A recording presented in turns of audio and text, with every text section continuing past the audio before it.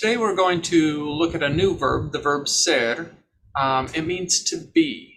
Now the verb ser in the present tense is completely irregular. We can't just take off the ending like we normally do and add a new ending.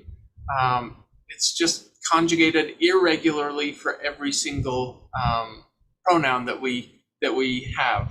So we'll take a look at it here in a sec. Again, it means to be. Now there's another verb that means to be. You may have heard of it before, estar. We're not going to look at it right now. So we'll focus on it, on ser, how it's used, when it's used, and how it's conjugated. So let's go ahead and take a look at the verb ser. So here it is. We have our typical conjugation table broken into the different pronouns.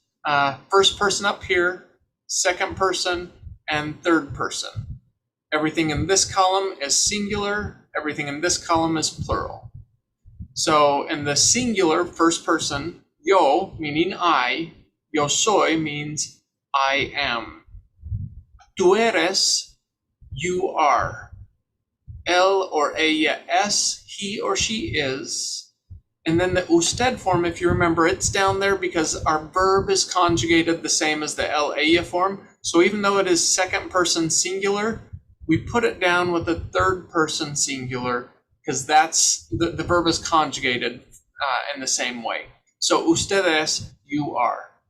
Coming up over here in the plural form, nosotros somos, nosotras somos, we are, vosotros sois, you all are, ellos, ellas son, they are, and ustedes son, you all are. Now remember, the vosotros is only used in Spain for informal situations. Ustedes in Spain is formal, but ustedes in Latin America is both formal and informal since they don't use the vosotros form.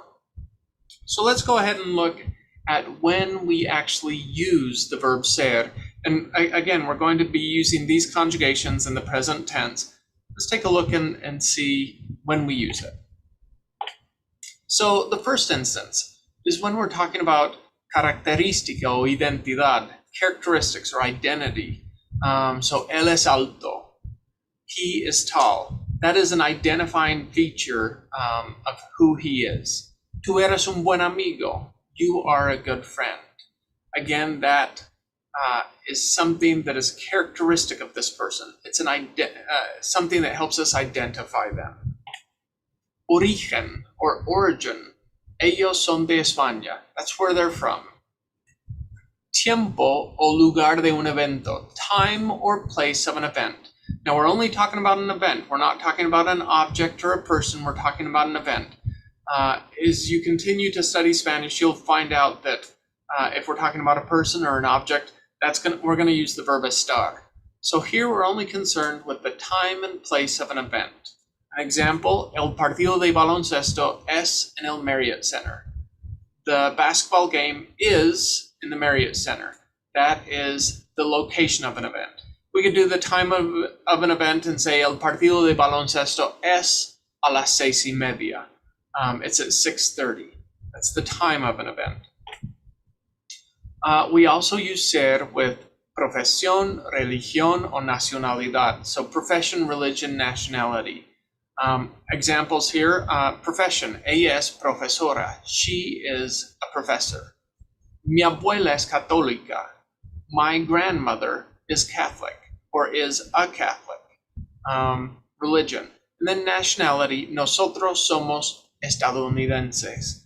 Now, estadounidenses, we would say American in English, but technically it's more specific than that, since there are Americans all throughout the American continent. Canadians are Americans, Mexicans are Americans. So to clarify this in Spanish, they say estadounidenses, which is kind of like United Statesian, people from the United States. Nosotros somos estadounidenses. Nationality, we use ser. Then we have tiempo or fecha, just time. I'm not specifically saying time of an event, but time in general, when we're telling what time it is, or the date, fecha. So examples, son las 6 de la tarde. It's 6 p.m. That is time, telling time. Hoy es el 22 de agosto. Today is the 22nd of August.